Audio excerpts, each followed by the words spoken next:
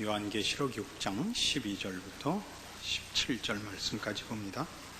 내가 보니 여섯째 인을 떼실 때 큰 지진이 나며 해가 충담같이 검어지고 온 달이 피같이 되며 하늘의 별들이 무화과 나무가 태풍에 흔들려 선과실이 떨어지는 것 같이 땅에 떨어지며 하늘은 종이 축이 말리는 것 같이 떠나가고 각 산과 섬이 제자리에서 옮기우매 땅의 임금들과 왕족들과 장군들과 부자들과 강한 자들과 각 종과 자주자가 굴과 산 바위 틈에 숨어 산과 바위에게 이르되 우리 위에 떨어져 보좌에 앉으신 이의 낯에서와 어린 양의 진노에서 우리를 가리우라. 그들의 진노의 큰 날이 이르렀으니 누가 능히 서리요 하더라. 여섯째 인을 떼자 우주의 대격변이 일어나고 있습니다. 큰 지진, 또 해가 검어지고 달이 피같이 되며 하늘의 별들이 떨어지고 하늘이 말려 떠나가고 산과 섬이 제자리에서 옮기웁니다. 그래서 12절에서 14절까지 이런 우주적 대격변을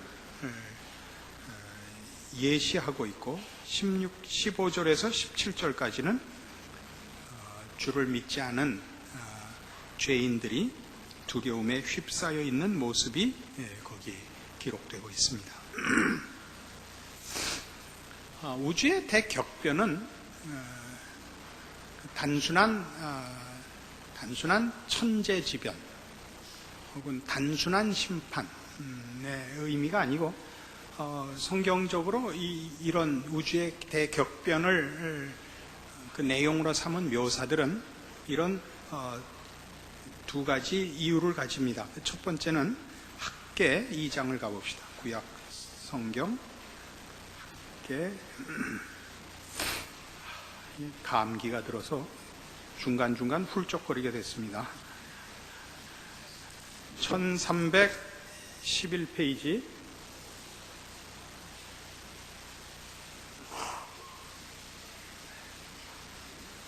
구약 성경 1311페이지 학계 2장 6절입니다.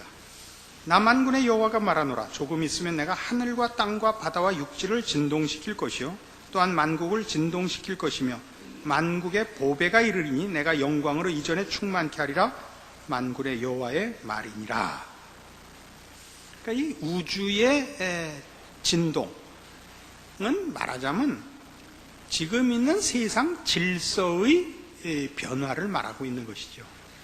우리는 예를 들면 해가 늘 동에서 뜬다든가 또 북쪽을 그 방향을 잡을 때는 북극성을 보고 간다든가 이런 우주적인 어떤 그 질서들이 지속되고 있는 속에서 우리가 역류하는 모든 삶의 기준들을 틀을 잡고 있는데 그것들이 흔들린다는 것은 다만 우주적인 무슨 자연현상의 변화가 있음을 얘기하는 것이 아니라 우리가 가지고 있는, 우리가 몸담고 있는 이 세상의 질서와 내용이 변화하고 있는 것을 말합니다. 그럼 이런 그 변화는 무엇을 의미하느냐?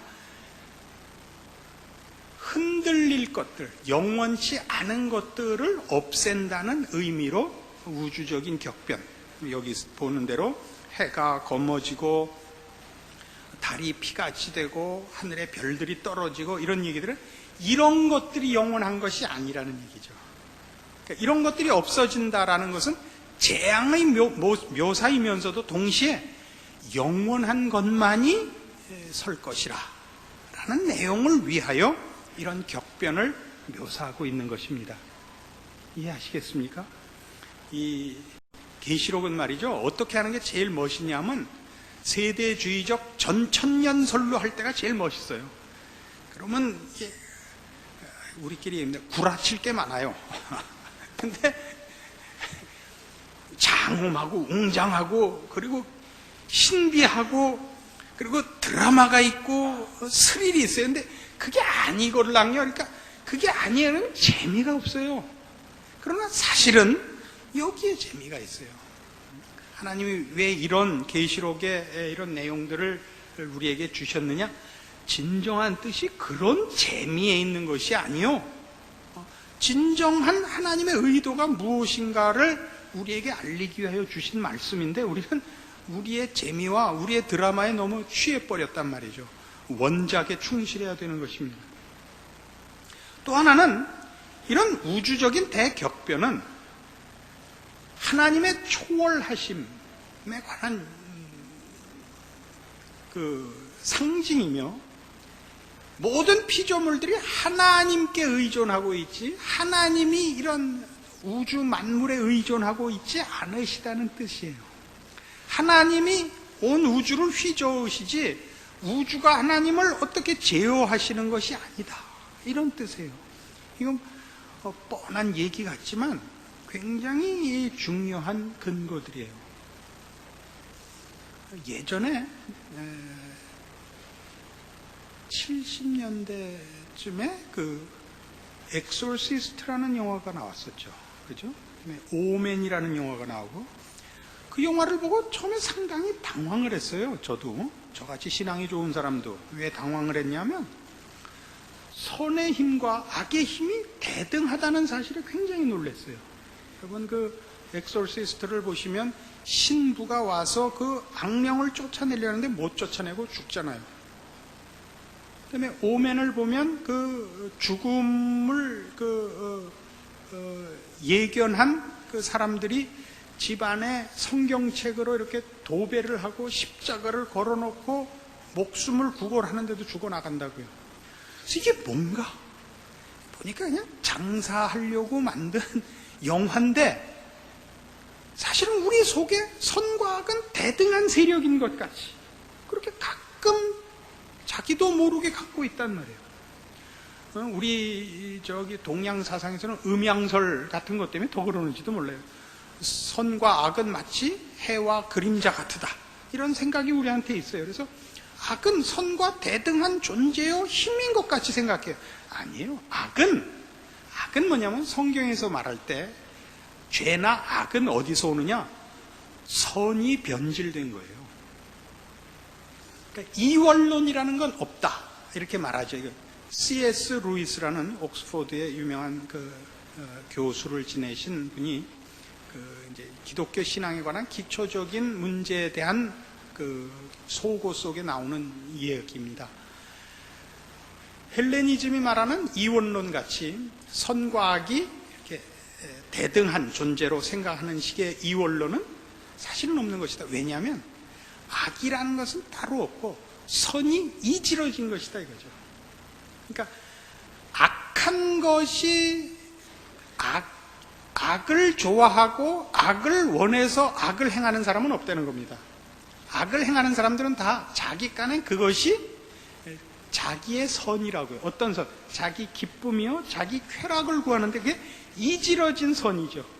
누구를 해치는 걸로 쾌감을 가지며 누구를 속이는 것으로 자랑을 하는, 이거는 정당한 쾌감과 정당한 자랑이 삐뚤어진 거라고요. 이그러진 거란 말이죠. 그러니까 악은, 그러니까 성경이 얘기하는 대로 죄가 어디서 왔느냐? 타락한 천사로부터 옵니다. 그러니까 선이 부패한 것이 악이지 선과 악은 대등하게 서 있지 않은 것입니다. 그러나 우리 마음속에는 우리도 모르게 선과 악이 대등하게 늘 우리가 깊이 생각함 없이 본능적으로 갖고 있곤 해요.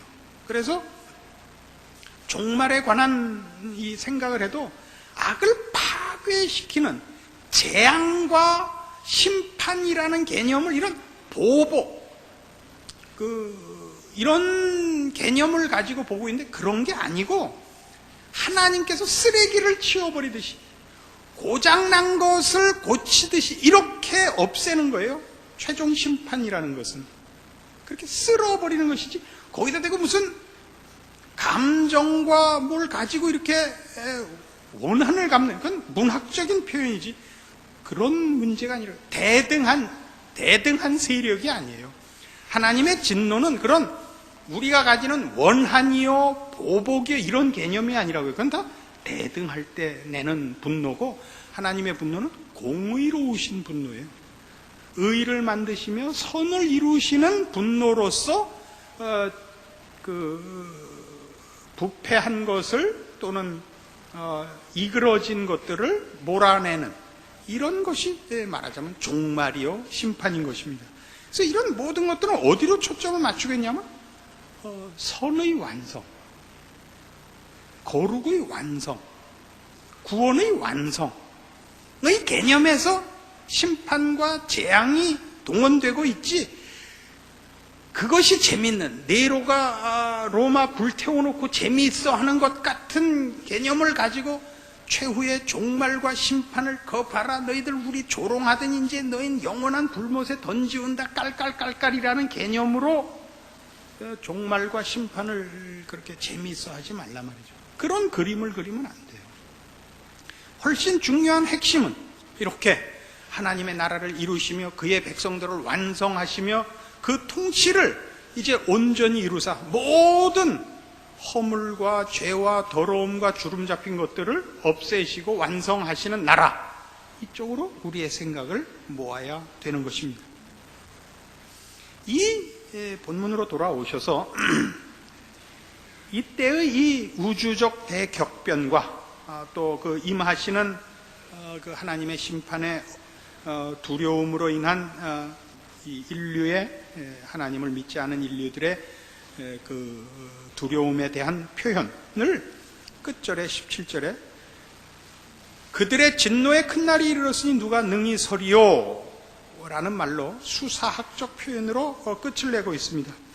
누가 능히 서리요 라고 얘기하는 것은 하나님께서 궁극적으로 행하실 심판과 그 이루시는 영원한 나라를 위한 그 개입의 그 엄중함을 이제 말하는 것입니다. 이런 것들은 뭐 성경에 그 자주 쓰이는 표현들입니다. 요엘서 2장 11절 같은 데는 여호와의 날이 크고 심히 두렵도다, 당할 자 누구랴, 이런 표현을 쓰고 있습니다. 이런 것들은 다 이제 하나님께서 그의 뜻을 이루시며 그의 나라를 완성시키심에 있어서 개입하시는 정도, 동원하시는 능력, 그 가지시는 바 의지를 우리에게 전달하려는 표현들입니다. 이 두려워하는 자들, 말하자면 이 우주적 격변으로 표현된 이 영원한 나라를 만드시며 그러기 위하여 개입하신 하나님의 초월의 그 장엄함과 그 엄청남을 12절에서 14절까지 표현하여 그 우주의 대격변으로 표현했다면 15절에서 17절까지 이 일을 부정적으로 당하는 자의 두려움이 지금 15절에서 17절까지 되어 있다 그랬습니다. 두려워하는 것입니다. 이 두려워하는 사람들 속에 이런 표현이 있는 것을 주의해 보십시오. 15절, 땅의 임금들과 왕족들과 장군들과 부자들과 강한 자들과 각 종과 자주자들입니다. 우리는 임금들, 왕족들, 장군들, 부자들, 강한 자들 그러면 그럴 수 있다고 생각을 하죠. 그러니까 말하자면 우리도 모르게 그 벌받을 사람들이 다 그 가진 자들이라, 이런 생각을 늘 그 하나의 본능처럼 가지고 있고, 정직하면 가난해야 된다, 이렇게 생각을 하고 있습니다. 그렇지 않습니다. 성경에서 부자는 능력 있는 자를 표현하는 표현이지, 이렇게 뭐라 그럽니까? 이렇게 사기쳐서 부를 모은 사람을 의미하지는 않습니다. 그러나 우리가 살아보면 사기쳐서 가난해진 사람은 없으니까, 부자들 중에 뭐 사기쳐서 부자 된 사람들은 있으니까 부자라 그러면 일단 부정적인 느낌을 가집니다.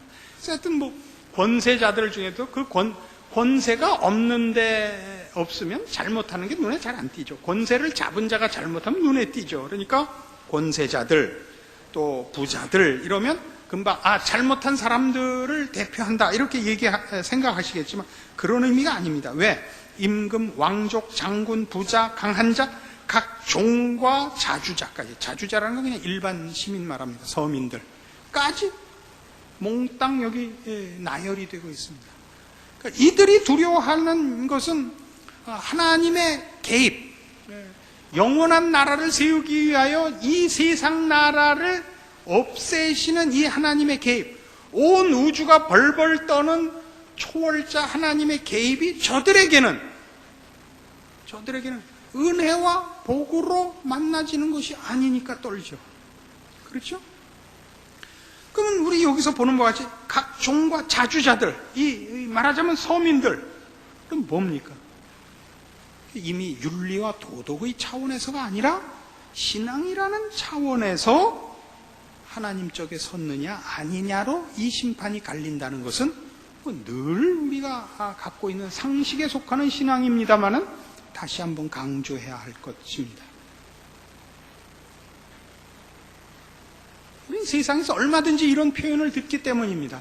저 사람은 예수 안 믿어도 천국 갈 사람이야. 이런 것은 없습니다. 그러니까 여러분의 신앙은 착하게 살았느냐 아니냐, 죄를 졌느냐 아니냐, 이렇게 단순한 문제가 아닙니다. 기독교를 윤리와 도덕화하지 않도록 조심하셔야 됩니다. 난 남의 돈을 떼어먹지 않았어. 난 남을 괴롭히지 않았어. 이게 신앙의 기준이 아니고, 신자와 불신자를 갈라놓는 것은 십자가와 예수 그리스도입니다. 그렇죠?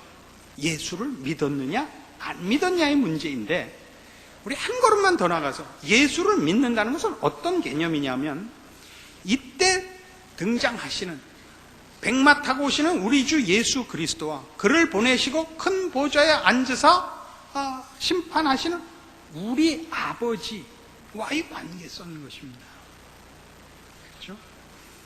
죄다 아니다가 아니라 이 하나님 아버지, 우리를 위하여 죽으신 우리 주 예수 그리스도와 나의 관계성인데, 그 관계성을 성경에서 뭐라고 설명을 하냐면, 에베소서 5장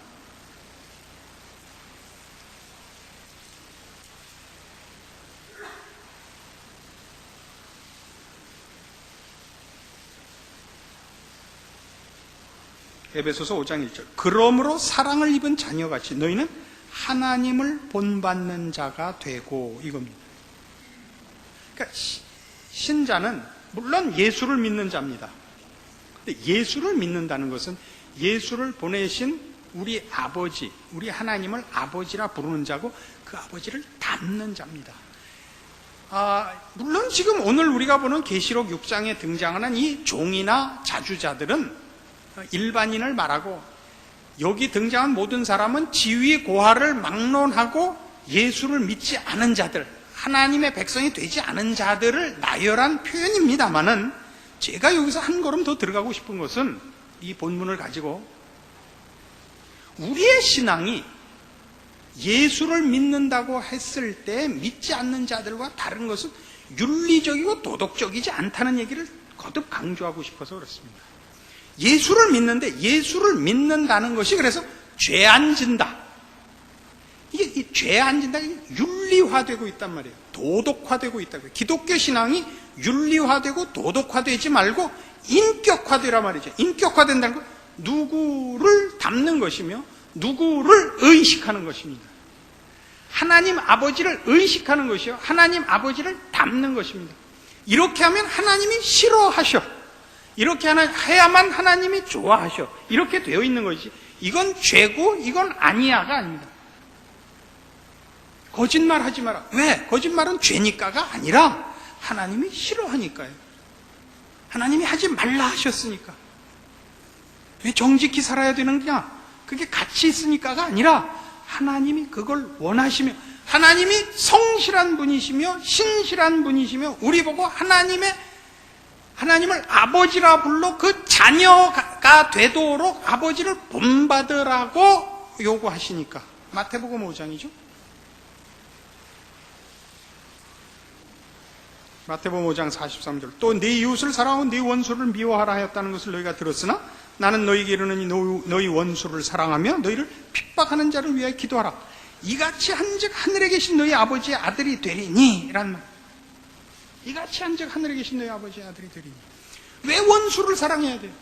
그것이 멋있으니까, 그것이 더 고급하니까가 아니에요. 이같이 한즉 하늘에 계신 너희 아버지의 아들이 되리니 이는 하나님이 그 해를 악인과 선인에게 비추게 하시며 비를 의로운 자와 불의한 자에게 내리우심이니라. 하나님이 그런 분이에요. 하나님은 아량과 자비의 하나님이에요. 하나님을 아버지라 부르는 자는 그를 닮아야 돼요. 그의 속성, 그의 성품을 닮아야 돼요. 이어 나오는 말씀 볼래요? 너희가 너희를 사랑하는 자를 사랑하면 무슨 상이 있으리요? 세리도 이같이 아니하느냐. 여기서 말하는 세리란 누구냐면 이기심과 자기 자신만을 위해서 나라도 팔아먹은 사람임을 의미하는 것입니다. 당시 이 시대는 이스라엘이 로마의 속국이었고 세리들이 세금을 걷는 것은 로마에 바치는 세금입니다. 그러니까 매국노 취급을 받았던 것입니다. 세리도 이같이 아니하느냐. 또 너희가 너희 형제에게만 무난하며 남보다 더하는 것이 무엇이냐. 여기가 다른 거죠. 이방인들도 이같이 아니하느냐. 이방인이 왜 등장하죠? 이방인은 하나님 없는 자들입니다. 닮을 아버지가 없는 자들이고 우리는 예수를 믿은 자들이에요. 예수를 믿은 닮을 아버지가 있는 자입니다. 어떤 아버지? 해를 악인과 선인에게 비추게 하시며 비를 의로운 자와 불의한 자에게 내리우시는 아버지를 갖고 있는 자입니다. 그 아버지를 닮아야죠. 너희가 너희 형제에게만 무난하면 남보다 더하는 것이 무엇이냐. 이방인들도 이같이 아니하느냐. 이거예요. 그러므로 하늘에 계신 너희 아버지의 온전하심과 같이 너희도 온전하라. 이 닮을 하나님을 늘 놓치지 않아야 돼요. 그러니까 지금은 제일 겁나는 게 뭐냐면요. 예수를 믿는다, 십자가를 믿는다라고 얘기를 하지만 우리를 위하여 그 아들을 세상에 보내신 우리 아버지, 그 아들을 십자가에 못 박으신 우리 아버지, 여기까지 안 들어가요. 옳고 그름이 다예요. 옳고 그름이 다면 뭐가 되는지 아세요? 아량과 자비가 없어지죠. 맞다 틀리다만 있죠. 맞다 틀리다. 그 자신의 신앙도 맞다 틀리다로만 확인을 한다고요. 어떻게? 나 죄진 거 없어. 나 사기치지 않았어. 이러시면 안 돼요. 훨씬 더 인격적이어야 된다고요. 하나님과의 관계성이라고. 하나님을 늘 의식하고 있어야 돼요. 이 정도 가지고 내가 하나님을 사랑한다고 얘기할 수 있는 거예요. 이렇게 사는 게 과연 하나님의 자녀로서의 최선의 삶이냐? 이렇게 물어야 돼요. 뭐 벌어서 큰일 하려는 게 아니라 더욱 성실히 사셔야죠. 더욱 성실히. 더욱 성실이라는 게 뭐죠? 남에게 보이려고만 살지 않으며 자기의 이익을 위하여 살지 않으며 우리에게 허락된 모든 형편과 처지를 하나님이 나에게 맡긴 것이라 인식하고 청지기로서 사는 거죠. 그렇게 살지 않으면 물론 예수를 믿었다 했는데 심판의 자리에 가거나 형벌의 자리에 가지 않겠습니다마는 오늘 우리가 보는 이 내용들을 통하여 확인하는 사실은 우리가 마음에 가져야 하는 내용은 이렇게 한 걸음 더 나가야 되는 것입니다. 신자된 바른 의식과 행동과 실천이 있어야겠다 이거죠. 이게 뭐라고요? 하나님을 아버지라 부르는 그 사실을 어느 하루도 잊지 않고 사는 것입니다. 이만 하면 됐다라는 것은 언제나 윤리와 도덕적 기준에 나올 때이고 우리 하나님의 은혜를 입고 사랑을 입은 자로서 살 때는 한 걸음 더 갈 수밖에 없습니다. 왜요? 아까 봤던 에베소 5장에 가시면 이 차원에서 다시 가보시면 에베소서 5장 1절이 어떻게 2절로 넘어가는가를 보시게 돼요. 그러므로 사랑을 입은 자녀같이 너희는 하나님을 본받는 자가 되고 그리스도께서 너희를 사랑하신 것 같이 너희도 사랑 가운데서 행하라. 그는 우리를 위해 자신을 버리사 향기로운 제물과 생축으로 하나님께 드리셨느니라. 하나님을 본받으라. 그리고 그리스도와 같이 살아라요. 그리스도의 삶은 자신을 희생하사 우리를 사랑한 거예요. 근데 이 우리를 위하여 자신을 희생하고 죽으신 그리스도를 하나님이 보내셨고 그 죽기를 원하셨어요. 그러니까 신앙이란 결국 어디로 가느냐? 십자가를 지는 걸로 언제나 귀결이 돼요. 십자가를 진다는 것은 비장한 장렬한 문제가 아니고 자기를 부인하고 남의 유익과 복을 위하여 희생하는 거예요. 그것이 하나님을 아버지라 부르는 고백 속에 언제나 잊혀져서는 안 되는 가장 중요한 내용이란 말이죠. 예수를 믿노라, 십자가를 통하여 구원을 얻었노라는 고백이 가지는 뗄 수 없는 신앙의 내용이요, 실천해야 될 첫 번째 내용이란 말이죠. 이거 없이 일반적인 도덕과 윤리의 기준을 가지고 나는 신자답게 살았다라고 자만하지 말라. 이게 오늘 말씀입니다. 오늘날 우리의 현대인의 신앙생활의 그 모습을 보면 말이죠, 너무 개인주의입니다. 너무 개인주의예요. 남에게 쓸데없이 간섭하는 거야 잘못이겠습니다만은 인정머리도 없고 져야 할 책임들을 나누지 않고 있습니다. 피해를 안 줘야 되는 건 물론 기본입니다만은 돕고 사는 일을 우리가 이제는 손을 놓고 있다 하는 걸 누구나 인정하시죠? 이건 잘못 가고 있는 겁니다. 우리는 자신에게 벅찬 일들을 누구에게 도움을 부탁해야 되고, 내가 누구에게 도움을 받았듯이 누구에게 도움을 또 무상으로 줄 수 있어야 됩니다. 이것이 진정한 교회의 모습입니다. 이 일들이 없으면 교회는 사실 사설 강습소와 다를 것이 없어집니다.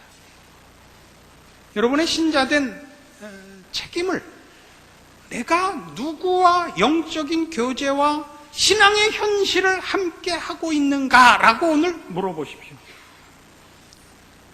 예수를 믿는 교우들 속에 여러분이 늘 여러분의 현실과 영혼의 문제를 함께 의논하고 걱정하고 위로받고 권면하는 그런 전우들이 있는가, 이렇게 물어보시라고요. 그렇지 않으면 여러분들은 다 개인적으로 자기 멋대로 도덕성과 윤리성을 가지고 이만하면 나는 신앙인이다 라고 잘못 자만하고 있는 것일 수 있습니다. 이 한 번의 설교로 여러분들이 홀딱 변하리라고 믿지는 않습니다만, 여러분들이 신앙생활이라는 것이 모르는 데 가서 누구를 돕고 누구에게 뭐 주고 이것보다 이쪽이 우선해야 됩니다. 왜요? 신앙이란 하나님과 나와의 개인적이고 인격적이고 전인적인 교제요 밀접한 관계인 것 같이 신자와 신자 사이에 마땅히 일어나야 할 이 교제입니다. 교회란, 그래서 그 가르칠 교자를 우리 쓰고 모일 회자를 쓰죠. 원래 서로 교자를 써야 맞습니다.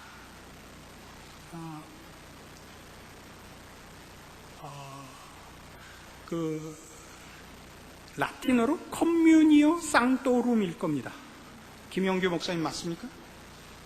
아니면 할 수 없죠. 지금 communio sanctorum, 이게 이제 community of saints입니다. 말하자면 성자들의 공동체입니다. 그래서 공동체라는 개념이 가르치는 데라는 뜻이 먼저 있는 건 아니죠. 서로 섞여 있다는 관계성을 강조하는 것이기 때문에 교회는 이 서로 교자를 쓰는 것이 더 원의에 가깝다고 생각이 됩니다. 우리는 후진국이고 피선교국이었기 때문에 교회가 가르치는 데가 됐습니다. 그래서 여러분의 신앙도 지식과 잘잘못의 구분에 있고 믿는 성도들만이 가지는 내밀한 이런 영적 교제가 단절되어 있고, 그것이 곧 하나님과의 관계에서도 그런다는 것을 자신에게 물어보셔야 됩니다. 이걸 여러분이 정확하게 점검하셔서 여러분의 신앙이 매일 하나님과 호흡하며, 그래서 믿는 자들끼리는 그 깊은 교제가 일어나는, 그래서 여러분이 이 인생을 살 때 혼자 살지 않는, 그리스도와 연합된, 다른 지체들과 연합된 생명이 흐르고 교제하는 분명한 체험이, 그리고 그런 교제가, 그래서 받는 위로와 유용함이 여러분에게 실천되고 경험되어야 하는 것입니다. 기도하십시다. 하나님 아버지, 은혜를 감사합니다. 하나님께서 오늘 말씀을 통하여 우리에게 하나님께 붙어 있는가? 하나님을 바라보고 있는가? 그 말씀에 귀 기울이는가? 하나님의 명령대로 살고 있는가? 자문하고 있습니다. 성경이 묻고 있고 우리가 대답해야 합니다. 우리가 심판관이고 우리가 합격 판정을 내리고 있고 그리고 우리 스스로 잘못된 만족 속에 있는지 모릅니다. 진정한 신자된 현실은 끊임없는 하나님과의 영적 교제요, 또 믿는 자들 사이에 일치된 교제입니다. 이런 일들이 있지 않는 이유는 무엇일까요? 우리는 모두 심판자가 됐고 자만하고 있는 탓일 것입니다. 더 마음을 열고 진정한 생명의 교제, 진리의 교제, 신령함과 약속의 위로와 격려와 협력함이 우리에게 있어야 할 것입니다. 주여 주의 말씀을 주셨은즉 그 말씀으로 우리에게 결실시켜 주시고 그 말씀들이 가지는 은혜를 누리게 하여 주시옵소서. 예수님 이름으로 기도합니다. 아멘.